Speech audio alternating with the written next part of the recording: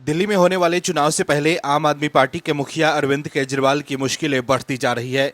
अरविंद केजरीवाल कोशिश कर रहे हैं कि सीएम रहते जो उन्होंने किया था उसको लेकर कोई राज बाहर ना आ जाए, लेकिन अब जो खबर आई है उससे आम आदमी पार्टी की मुसीबत बढ़ती दिख रही है।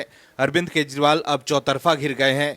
दर्शकों, जो लोग ये कहते थे कि सत्ता में आने के बाद भी हम बड़े बंगले में नहीं रहेंगे, हम किसी भी प्रकार की सुख सुविधा नहीं लेंगे, हमें बड़े घरों में रहने का कोई लालच नहीं है, हमें सत्ता का कोई भोग नहीं है, हम तो आम लोग हैं, हम आम लोगों की तरह जीवन जीते हैं, हमें सत्ता चमक से कोई लेना देना नहीं है, हम सिर्फ दिल्ली की जनता को सुख सुविधा देना चाहते हैं ताकि वो बेहतर जीवन जी सके।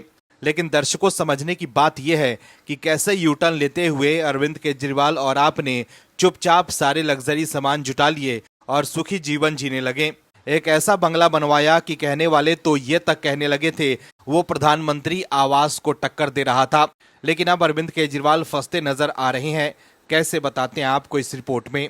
दरअसल दिल्ली विधानसभा चुनाव के लिए प्रचार में तेजी आने के साथ ही आम आदमी पार्टी के राष्ट्रीय संयोजक अरविंद केजरीवाल की परेशानी बढ़ सकती है। पिछले सप्ताह उपराज्यपाल वीके सक्सेना ने आबकारी नीति मामले में अरविंद केजरीवाल के खिलाफ मुकदमा चलाने की सिफारिश की थी। वहीं अब मुख्यमंत्री आवास को लेकर विधानसभा में नेता प्रतिपक्ष विजेंद्र गुप्ता की शिकायत पर सतर्कता विभाग ने पीडब्ल्यूडी से जांच करने को कहा है। उन्होंने 6 फ्लैग स्टॉप रोड स्थित मुख्यमंत्री आवास में सुख सुविधा पर भारी रकम खर्च करने और भ्रष्टाचार का आरोप लगाया था। ऐसे में दिल्ली सरकार के सतर्कता विभाग ने शीश महल को लेकर एक रिपोर्ट मांगी है।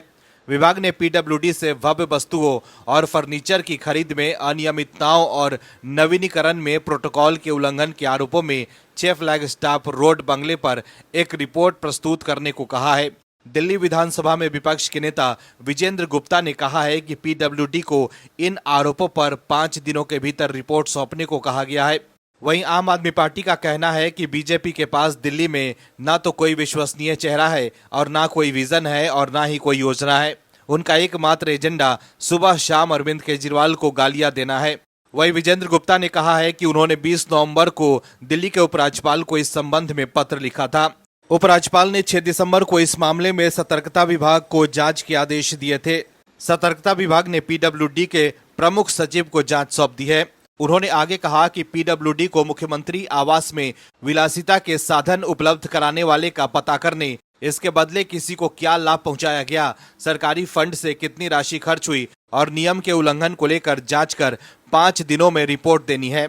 उन्होंने कहा कि पीडब्ल्यूडी द्वारा वर्ष 2022 में मुख्यमंत्री आवास में उपलब्ध कराए गए फर्नीचर और अन्य वस्तुओं की सूची और अरविंद केजरीवाल के आवास छोड़ने पर तैयार की गई सूची में बहुत असमानता मिली है।